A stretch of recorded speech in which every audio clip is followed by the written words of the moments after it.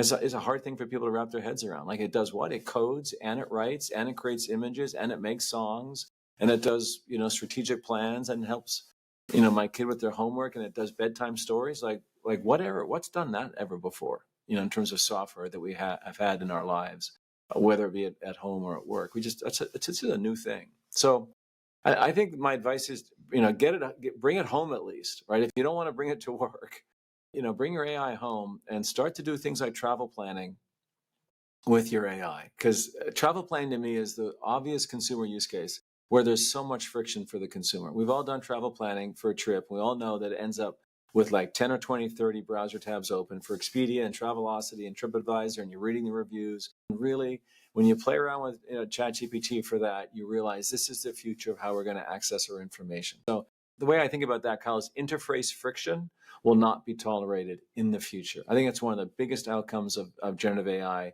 from the last couple of years, that when you play with generative AI, you realize the interface friction to our data, our content, our information is really being dropped by that chat kind of interface to an AI. And we're not going to tolerate opening up 10, 20, 30 browser tabs anymore.